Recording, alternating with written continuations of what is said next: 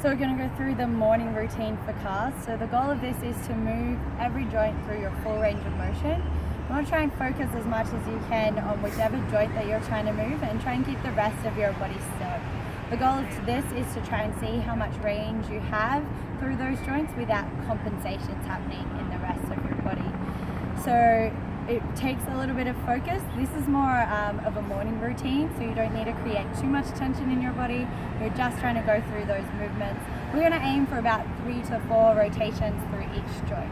So you're going to start from the top and work your way down. You're going to start from your neck, tuck your chin into your chest, look over towards the left, and I want you to look over your shoulder as far as you can go.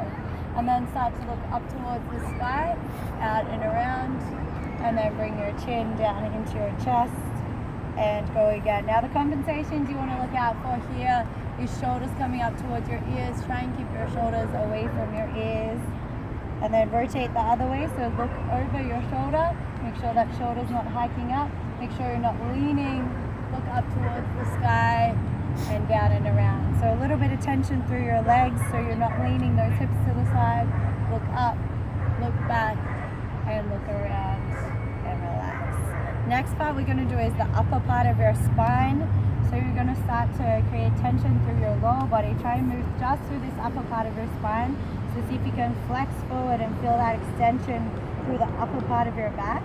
And then you're going to rotate towards the one side. So look around, extend towards that side, feel that stretch in your ribs, and then rotate back to the other side and then down and around. One more time on that side, rotate to the side. Extend, so try and get that feeling in the upper part of your back opening through your chest, round to the other side and down. Make sure you can feel this movement happening from your upper back. Rotate the other way. Try and control as much as you can. Find any spaces that feel really restricted and just take note of those spaces that feel restricted. Remember, this is like a body assessment, and then relax there. You're going to do your shoulder blades, so bring your hands out in front of you. Reach your shoulders up towards your ears with keeping your arms straight. Pull your shoulder blades back and together, and then bring your shoulder blades down. Rotate forward, and so lift up towards your ears. Arms stay straight. Pull your shoulder blades back and together. Retract your shoulder blades down away from your ears. Pull your hands forward, up, back, and down. If you feel big differences in your shoulder blades, it is beneficial to do this one shoulder at a time, and then relax your arms down.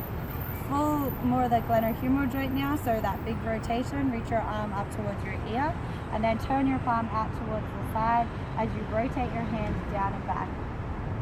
Bring your hand down until your back of your hand comes towards your thigh, so your shoulders rotated in, and then bring your thumb back behind you. Rotate all the way up, down, and around. So compensations you want to look for is trying not to lean to the side. I find this one helpful to do in a mirror or having a window or something where you can look into yourself. Reach your hand back, try and get as big a circle as you can without leaning to the side, rotating through your body. That's down. Do that other shoulder, so reach up, turn your hand out to the side, rotate back, down, and around, and then reach back behind you. Rotate that arm up, down, and around. This one here, reach up. Try and get a little bit more through that motion. Try and get a little bit further each time. Make sure you're not arching through your back as you reach your arm up. Try and keep a little bit of tension through that core. And then bring your arm down, relax. Next thing we're going to do is your elbows and your wrists. So starting with your palms facing forward, you're going to flex your hands up. Try and pull your hands in towards your elbows as far as you can. Then rotate your palms down as far as you can. Make sure you're rotating your radius of your ulna, and then bring your hands down straight. Bring them up, rotate out, and then bring them down. So again here, find any movements that feel like they're a bit tight and you can focus a little bit more on there if you need, or come back to it later and do those part movements where you feel that you need. And down. Then you're going to do your wrists, so one at a time again if you feel like it's different. Whereas you're going to extend your wrists down towards the ground. Now make sure that you're not moving through your forearms here. Extend your hands up towards your face and then over towards the side, out and down. So as big a circle as you can with your wrists. try and really flex down towards the ground. Go towards the pinky finger side, flex up, make sure you have those ninja knife hands, not dinosaur hands, straight hands, and then to the thumb side, in and around.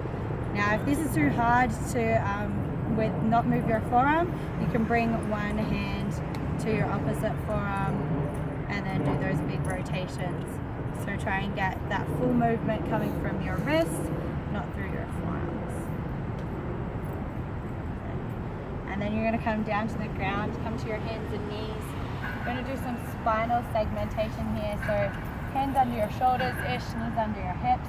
You're going to try and move through one vertebrae at a time up your spine. So you're going to start from your tailbone, you're going to tuck your tailbone under, just try and draw in through your belly. Start to send the middle of your back up towards the sky, and then in between your shoulder blades, let your head come down low. And then do that opposite direction, so extend through your tailbone, so tailbone up towards the sky, keep that upper back rounded.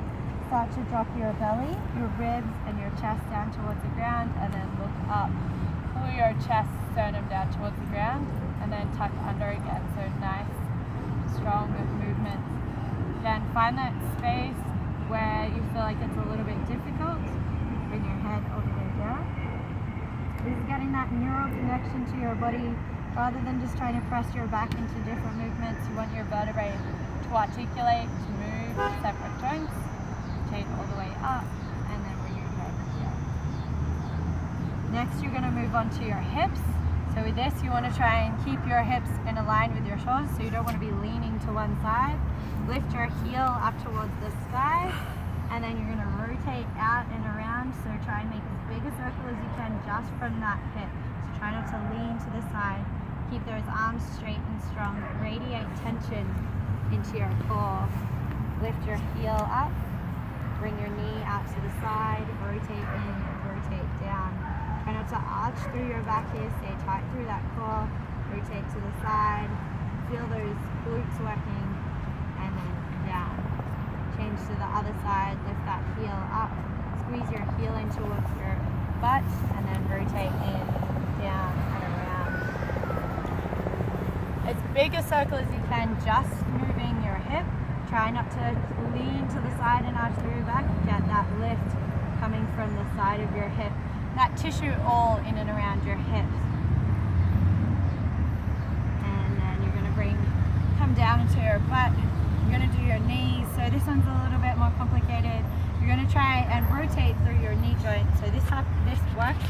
So you're going to bring one hand to your knee, one hand to your tibia. So this is how I feel that rotation in my knee joint. So you rotate your tibia on your femur, extend your leg up, rotate out, and then come down. So you want to make sure that you're not rotating just from your ankle, you're rotating from that knee joint, so it's a small movement. Extend up, out, and down.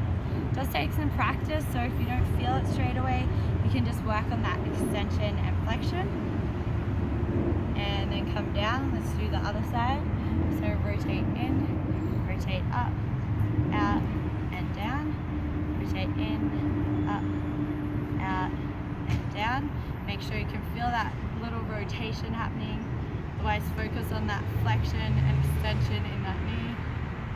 And then relax down. Change back to that other leg, big ankle. So point your toe down towards the ground. You're going to rotate inwards, so big toe side of your foot. Flex your toes up towards your face. Rotate to the outside, and then in and down. Change directions, so nice big rotations. And then change to that other side, so full flexion.